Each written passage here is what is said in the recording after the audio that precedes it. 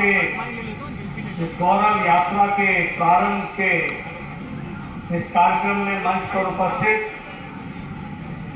हमारे गुजरात प्रदेश के बहुत ही यशस्वी मुख्यमंत्री, लोकप्रिय मुख्यमंत्री सम्मानीय भूपेंद्र भाई पटेल जी, हमारे बहुत ही जुझारू और कर्मशील प्रदेश के अध्यक्ष और हमारे लोकसभा में साथी श्री सी.आर. पाटिल जी, भारत सरकार में मंत्री और मेरे वरिष्ठ सहयोगी जिनके साथ मुझे लंबे समय तक काम करने का मौका मिला, ऐसे हमारे पुरुषोत्तम भाई रूपाला जी, भारत सरकार में मंत्री राव साहेब दानवे जी, हमारे पूर्व में मंत्री रहे जिनके साथ मुझे स्वास्थ्य मंत्री के रूप में काम करने का मौका मिला, श्री नितिन भाई पटेल जी, श्री रजनी भाई पटेल जी, श्री ऋषभ भाई पटेल जी,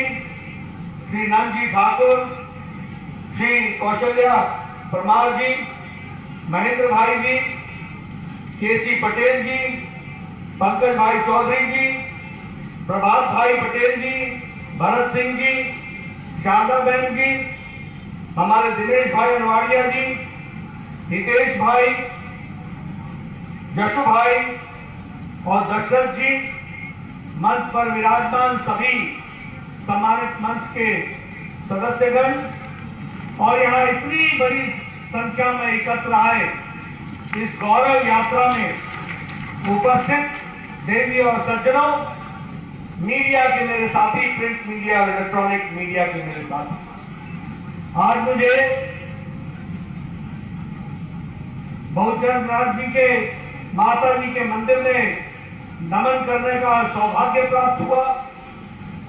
मैं जब यहाँ आया हूं तो मैं बहुचरण जी मंदिर में जहां नमन करता हूं, वहीं मधेश्वरी मंदिर में भी नमन करता हूं, वहीं मधेरा सूर्य मंदिर को भी नमन करता हूं।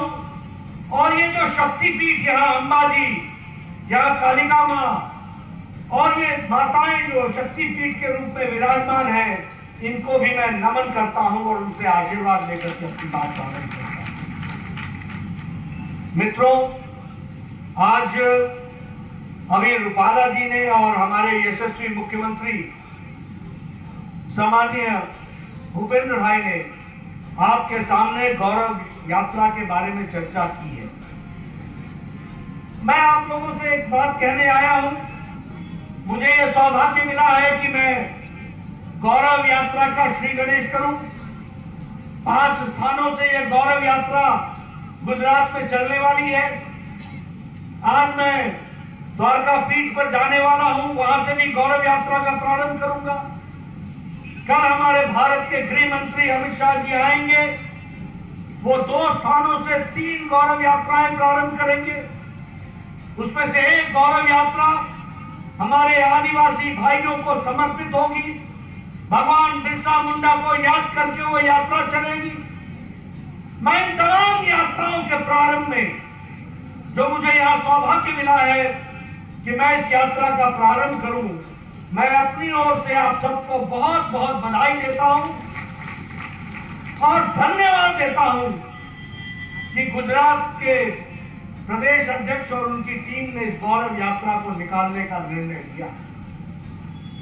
मित्रों, ये गौरव यात्रा कोई भारतीय जनता पार्टी की गौरव यात्रा नहीं है। ये यात्रा निकालने वाली भारतीय जनता पार्टी हो सकती है। ये गौरव यात्रा सिर्फ गुजरात की गौरव यात्रा नहीं है। ये गौरव यात्रा भारत के गौरव को स्थापित करने वाली गौरव यात्रा है। और ये मैं कहने के लिए नहीं कह रहा हूं, हम सब लोगों के लिए सौभाग्य की बात है कि जो देश को दुनिया के नक्शे पर फिर से पुनर्स्थापित करने के लिए, आत्मनिर्भर देश बनाने के लिए, विकसित भारत बनाने के लिए सबका साथ, सबका विकास, सबका विश्वास, सबका प्रयास, सबको साथ लेकर के चलने वाला भारत,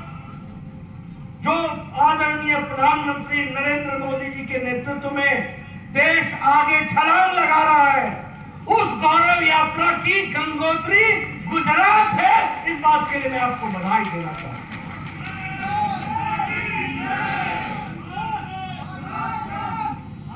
उसकी गंगोत्री है तो गुजरात। गुजरात ने बहुत संत दिए। गुजरात धार्मिक भूमि रही है। गुजरात ने बहुत से सामाजिक सुधारक दिए।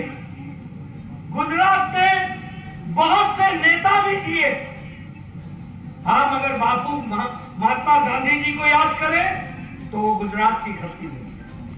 अगर हम सरदार पटेल को याद करें जिन्होंने भारत को एकता के सूत्र में बांध दिया तो गुजरात की धरती को याद करें। और भारत को आधुनिक भारत बनाते हुए दुनिया के नक्शे पर खड़ा करने का काम किया तो आदरणीय नरेंद्र भाई मोदी जी ने किया। ये भी हमको याद रखना चाहिए। इसलिए मित्रों, यह हमारा सौभाग्य है और इस सौभाग्य को ध्यान में रखते हुए ये भारतीय जनता पार्टी गौरव यात्रा निकाले, लेकिन गुजरात का एक एक व्यक्ति गौरव यात्रा से गौरवान्वित होना है। एक एक व्यक्ति को ये गौरव का पल के साथ अपने आप को शामिल करना है। और फिर मैं कहने के लिए नहीं कर रहा हूं मित्रों, राजनेता किस तरीके से प्रदेश और देश की तस्वीर बदलता है इसका हमने जीता जागता प्रमाण देखा है। तो पहले गुजरात की विकास यात्रा देखी है और अब हम देश की विकास यात्रा देख रहे हैं। ये हम आपको बताना चाहते हैं। अभी अभी रूपाला जी ने आपके सामने बताया कि यहां बबूल के जंगल होते थे। अरे भाई, जब बबूल को उगाने वाली पार्टी होगी तो बबूल ही उगेगा ना।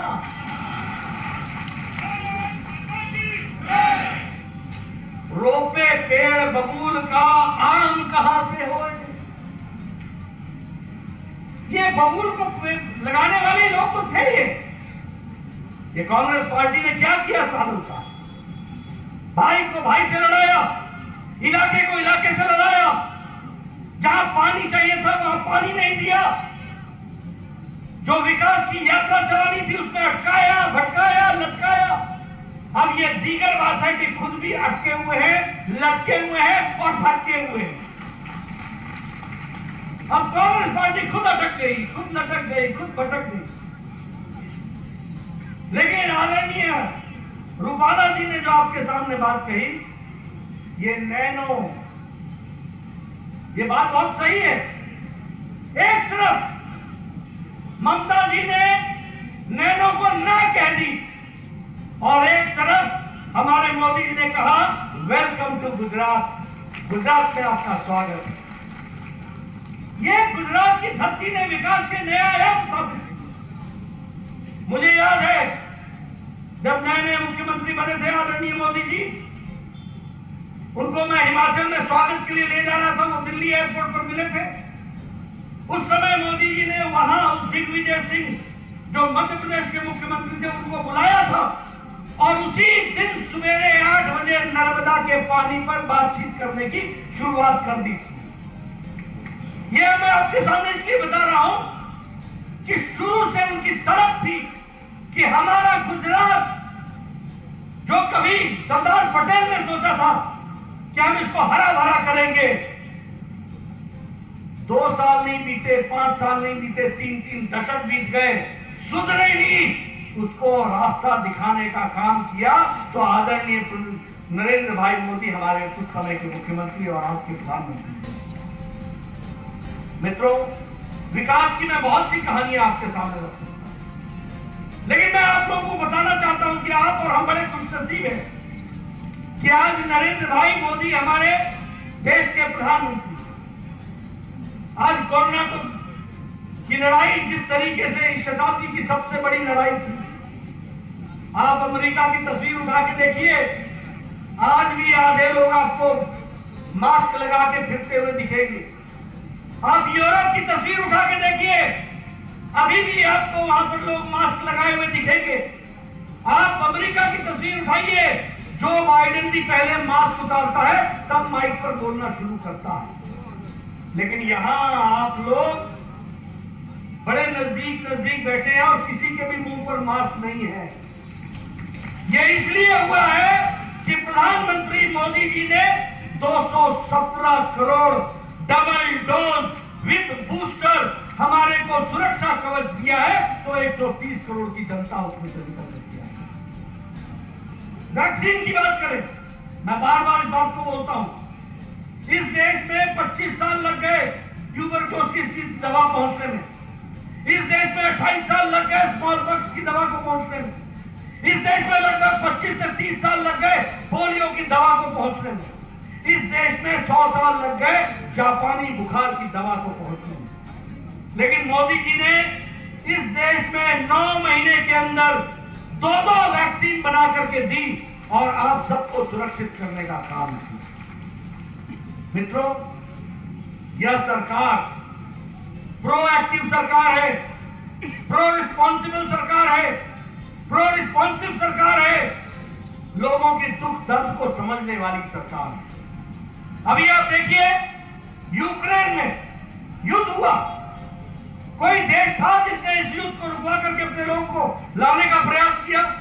कोई देश था? किसी देश ने भी इसकी कोशिश की?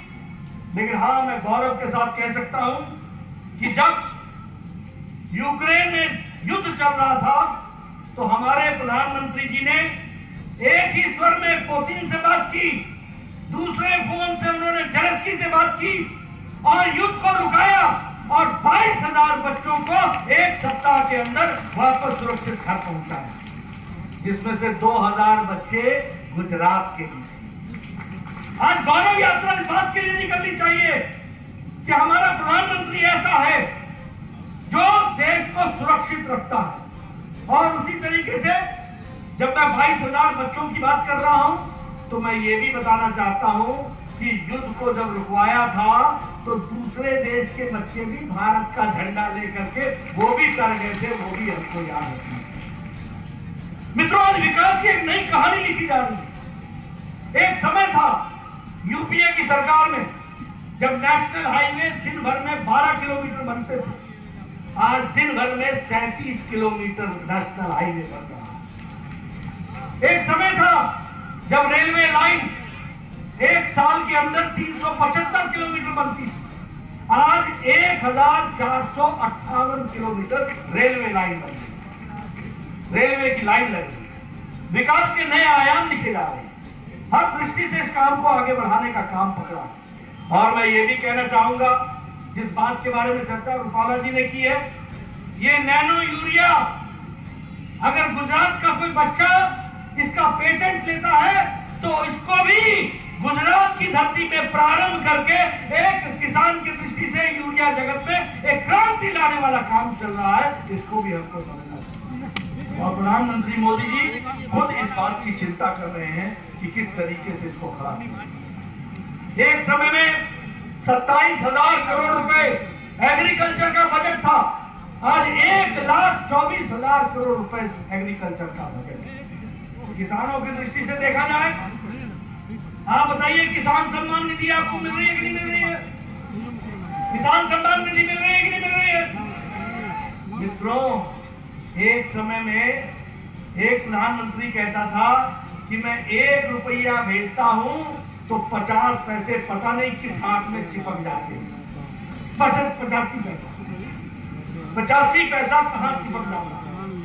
आज मोदी जी ने 11 करोड़ किसान को शिमला के रिज मैदान से एक बटन दबा करके पूरे 11 करोड़ किसानों को 15 सेकंड के अंदर उनके खाते में 2-2 हजार रुपए पहुंचा दिए।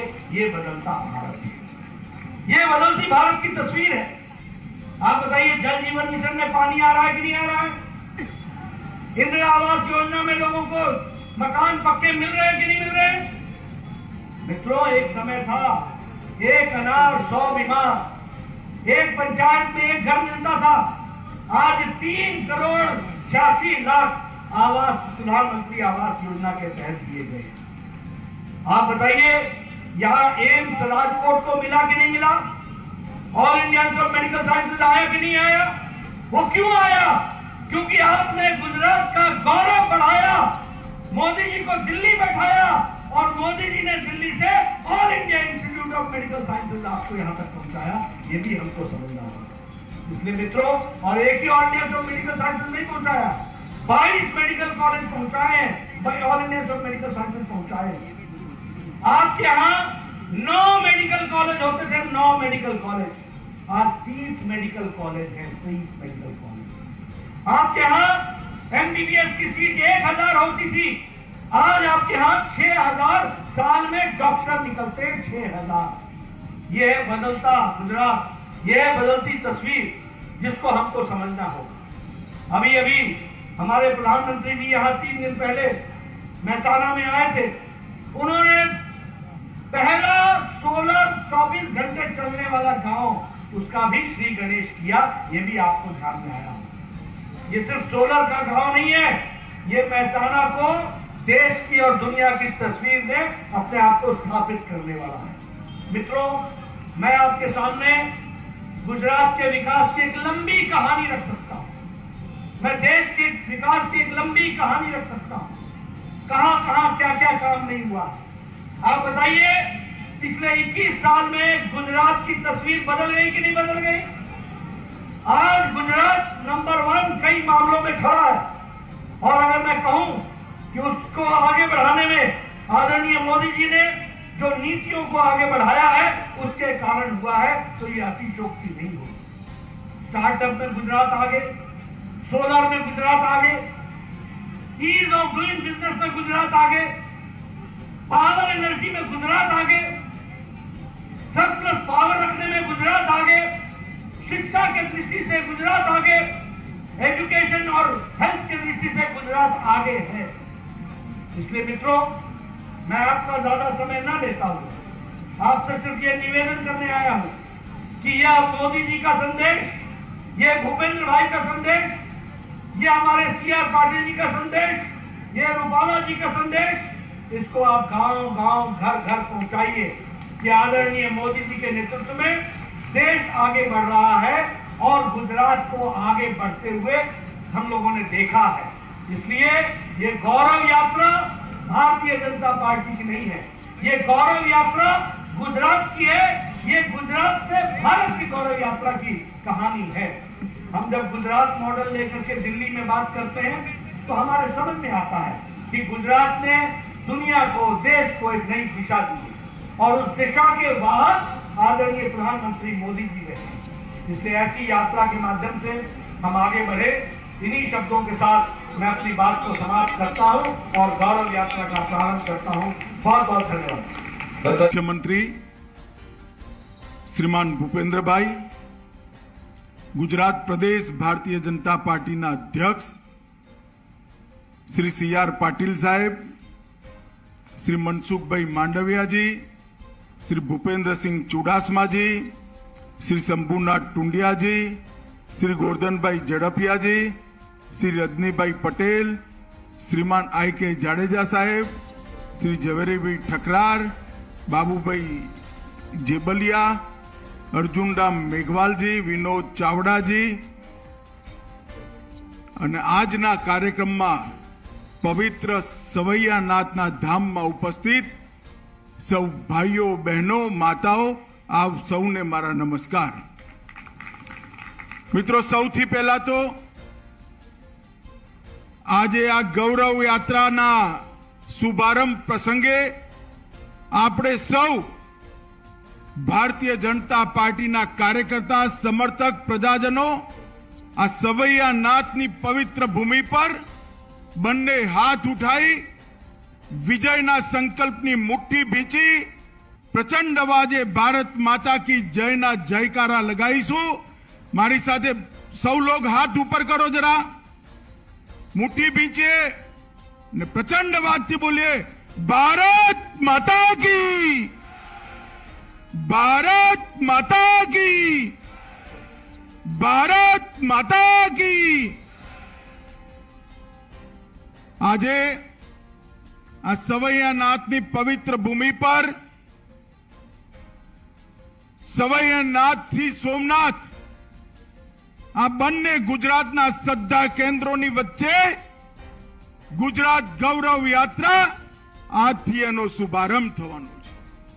ગઈકાલે ભારતીય જનતા પાર્ટીના રાષ્ટ્રીય અધ્યક્ષ શ્રી જગત પ્રકાશ નડ્ડાજીએ બે જગ્યાએથી ગુજરાત ગૌરવ યાત્રા ચાલુ કરી આજે સવૈયાનાથના આ પવિત્ર ધામથી અને ઉનઈ માતાના પવિત્ર ધામથી 3 યાત્રાઓ ચાલુ થશે।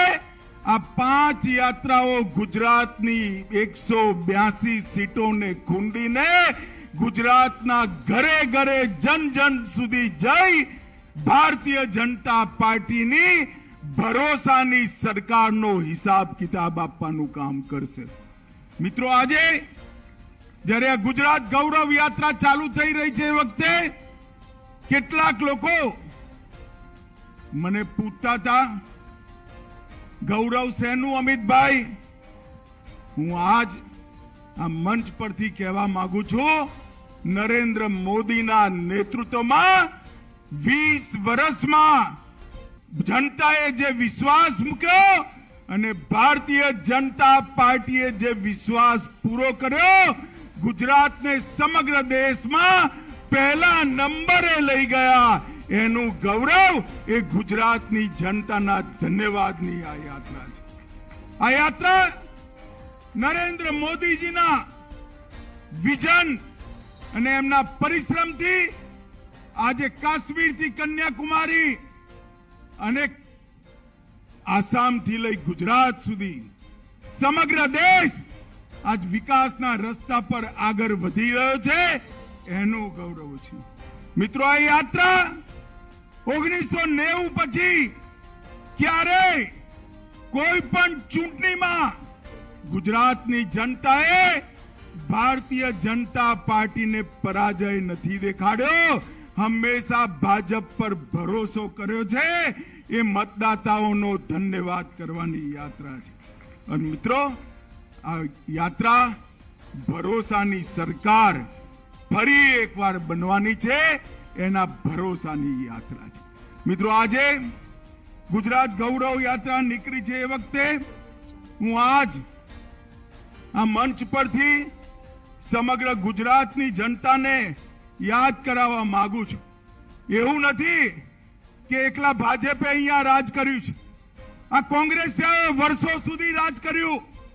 કોંગ્રેસિયાઓના રાજને આપણે સૌએ બહુ બારીકીથી જોયું છે। અમદાવાદ જિલ્લાવાળા ભાઈઓ બહેનો મને બતાવજો જરા, મોદી સાહેબ આયા એ પહેલા 24 કલાક વીજળી મળતી હતી? જરા જોરથી બોલો, મળતી હતી? હવે 24 કલાક વીજળી મળે છે? મોદી સાહેબ આયા એ પહેલા અમદાવાદ જિલ્લાની તરસી ધરતીને માં નર્મદાનું પાણી મળ્યું હતું? જરા જોરથી બોલો, મળ્યું હતું?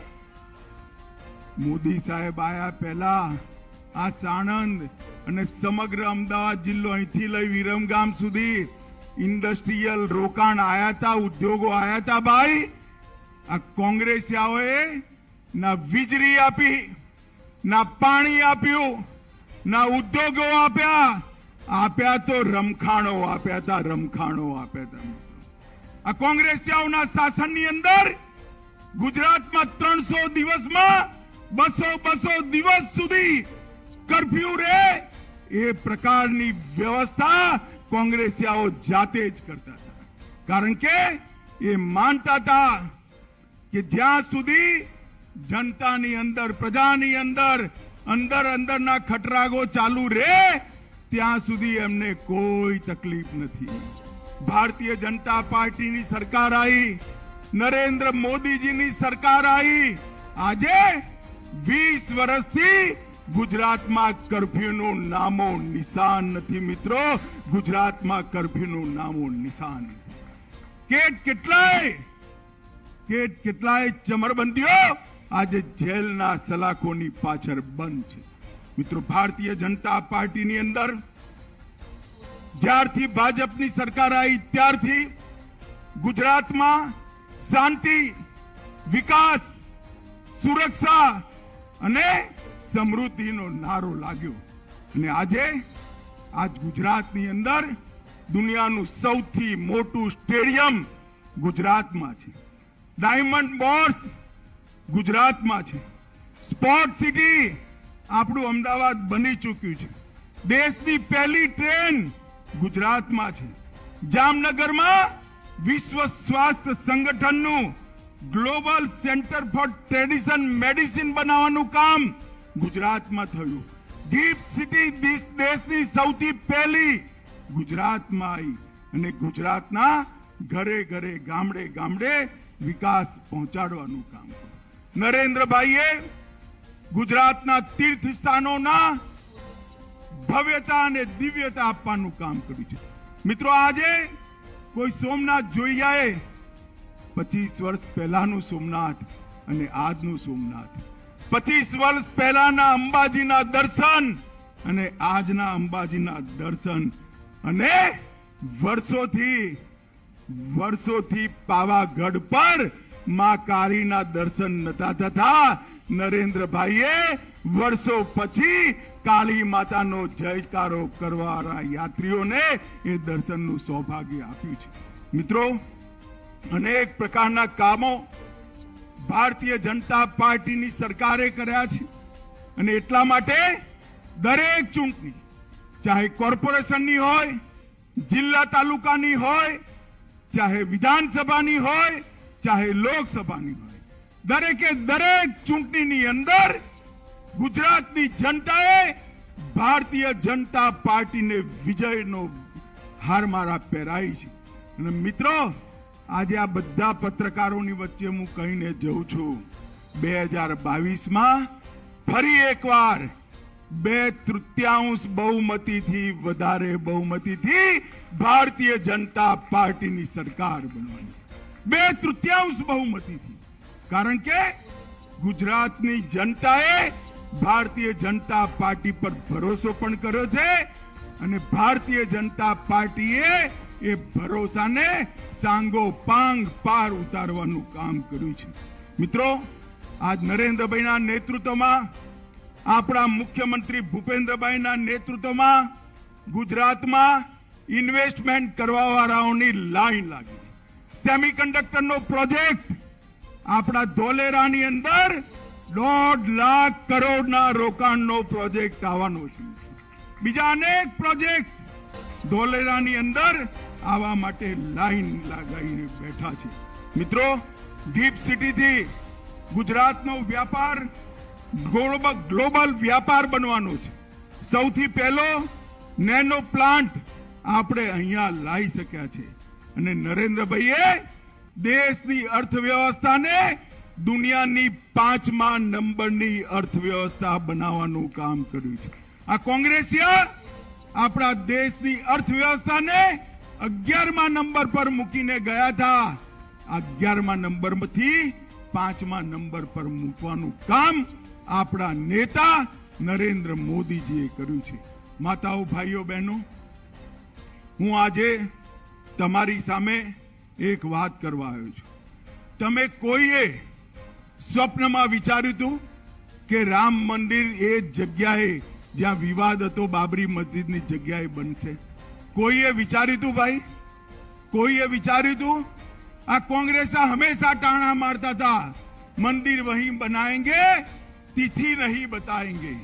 मैं कांग्रेस वाले ने कहवा मांगू छू, तिथि आई गई, भूमि पूजन आई गयो અને નરેન્દ્રભાઈના નેતૃત્વમાં જોતામાં એ જગ્યાએ ગગનચુંબી રામ મંદિર બનવાની શરૂઆત થઈ ગઈ છે. કાશી વિશ્વનાથનું મંદિર હોય, કેદારધામ હોય, બદ્રીધામ હોય, ઉજ્જૈન હોય, પાવાગઢ હોય, સોમનાથ હોય કે વિંધ્યવાસીની, વર્ષોથી આ યાત્રાધામોની સામે કોંગ્રેસ પાર્ટી જોતી નથી. ભારતીય જનતા પાર્ટીએ આ યાત્રાધામોનો ઉદ્ધાર કરવાનું કામ કર્યું છે. ભાઈઓ બહેનો, વર્ષોથી જવાહરલાલ નહેરુની ભૂલના કારણે કાશ્મીર 370મી કલમના કારણે કાશ્મીર ભારતીય જનતા ભારત સાથે જોડાતું નહોતું. બધાના મનમાં ઈચ્છા હતી કે કાશ્મીરમાંથી 370મી કલમ હટી જાય. હતી કે ને ભાઈ? જરા જોરથી બોલો. અરે જોરથી બોલો, હતી કે નહીં? નરેન્દ્રભાઈએ 5 ઓગસ્ટ 2019 કાશ્મીરમાંથી એક ઝટકે ધારા 370 ને હટાવી કાશ્મીરને હંમેશા માટે ભારત સાથે જોડવાનું કામ કર્યું. મિત્રો, રાજઘાટને કર્તવ્ય પથ, રાજપથને કર્તવ્ય પથ અને સુભાષચંદ્ર બોઝનું ત્યાં આગળ મૂર્તિ લગાવવાનું કામ પણ નરેન્દ્રભાઈએ કહ્યું. આપણા દેશના અર્થતંત્રને નરેન્દ્રભાઈએ એક મજબૂતી આપી છે મિત્રો, અને એના પરિણામ સ્વરૂપે આજે દેશનો ચહુમુખી વિકાસ થયો છે. પરંતુ દેશનો ચહુમુખી વિકાસ થવાની શરૂઆત અગર કોઈ જગ્યાએથી થઈ હોય તો 2001માં નરેન્દ્રભાઈના મુખ્યમંત્રી બન્યા પછી આપણા ગુજરાતથી થઈ હતી મિત્રો, આપણા ગુજરાતથી થઈ. અને ગુજરાતે ફરીવાર નિર્ણય કરવાનો છે. 1990 થી ગુજરાતની જનતા એક ધારી ભારતીય જનતા પાર્ટીને વિજય અપાવતી રહી છે. અને આજે 2022ની ચૂંટણીમાં પણ હું ગુજરાતની જનતાને અપીલ કરવા આવ્યો છું કે આપનો ભરોસો આપ અમારી પર રાખજો અને આપના ભરોસાનો સન્માન કરવાનું કામ ભારતીય જનતા પાર્ટી નરેન્દ્રભાઈ અને ભૂપેન્દ્રભાઈના નેતૃત્વમાં કરવાની છે. મિત્રો, આ વિકાસની યાત્રા, સમગ્ર દેશ જ્યારે વિકાસના રસ્તા પર આગળ વધી ગયો છે વખતે ગુજરાતમાં ફરી એકવાર શાંતિ, સુશાસન, સમૃદ્ધિનું શાસન આવે, આ કોંગ્રેસીઓને ફરીવાર મોકો ના મળે એનું ધ્યાન રાખવાનું છે. આપણે સૌ ગુજરાતીઓ કંઈ પણ નિર્ણય કરીએ તો સમજી વિચારીને કરીએ. આપણે માટલું એ લઈએ ને તો ટકોરા મારીને લઈએ છીએ.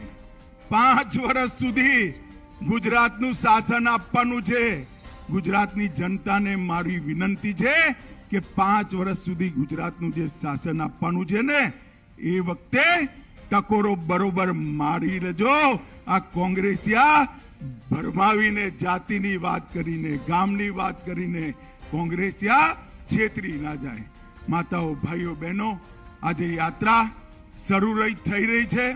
CR પાટીલે સંગઠનને બૂથ સુધી મજબૂતીથી પહોંચાડવાનું કામ કર્યું છે અને ભૂપેન્દ્રભાઈએ નરેન્દ્રભાઈના નેતૃત્વમાં સરકારને વિકાસના રસ્તા પર દ્રુત ગતિથી, તેજીથી દોડાવવાનું કામ કર્યું છે. આ બંનેનો સુભગ સમન્વય અને ગુજરાતની જનતાનો ભરોસો, મને પૂરો વિશ્વાસ છે કે 2/3 બહુમતીથી ફરી એકવાર ભારતીય જનતા પાર્ટીની સરકાર બનવાની છે. મિત્રો, આજે યાત્રાના માધ્યમથી જે કાર્યકર્તાઓ સમગ્ર ગુજરાતની અંદર 182 વિધાનસભાઓમાં જવાના છે એ સૌને હું ખૂબ ખૂબ શુભકામનાઓ આપું છું. અને ફરી એકવાર ગુજરાતની જનતાને હું ભરોસો આપવા માંગુ છું કે તમે મૂકેલો ભરોસો અરે નહીં જાય. ગુજરાત આ જ ગતિથી વિકાસના રસ્તા પર આગળ વધશે. મારી સાથે બંને હાથ ઉઠાઈએ. ઉઠાવો જરા બંને હાથ ભાઈ. વિજયના સંકલ્પની મુઠ્ઠી પીંચીએ અને પ્રચંડ અવાજથી બોલીએ, ભારત માતા કી, ભારત માતા કી.